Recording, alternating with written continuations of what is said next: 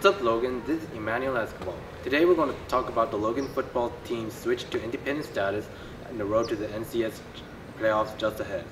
We're going to talk to the players and coaches from our varsity team, which are considered to be one of the top teams in the NCS. Hey, this is Marquise. and we're going to ask you, how does it feel like to be part of an independent team this year?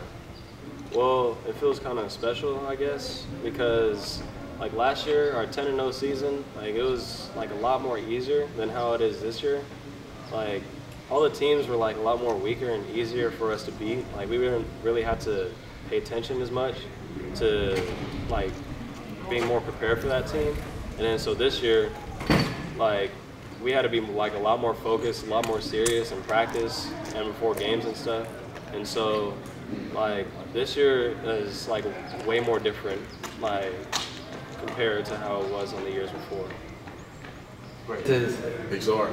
And we're going to ask you, what are the advantages of being part of an independent team after many years in the NBAL? Well, we play a lot harder teams this year. A lot harder teams that we played last year, and it'll benefit us when we get into playoffs, since we'll get a lot more competition, and we'll be used to playing teams of that caliber.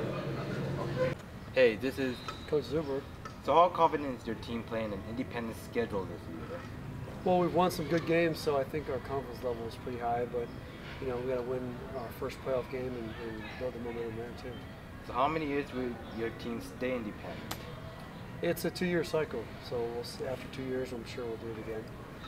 So what are the keys to making a very deep playoff run this year? Building momentum, getting a good seed, and you know, getting that first win, and building the confidence again, and you know, trying to make a run at it. Hey, this is Warren Miles Long. So what are the keys to your team's success as we approach the NCS playoffs?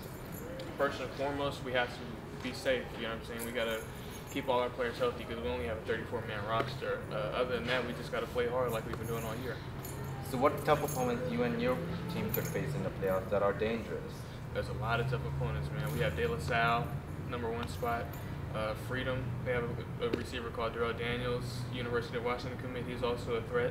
There's a lot of other teams.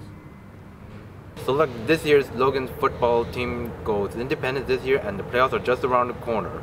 So don't forget to support your Logan football varsity team as the playoffs are coming.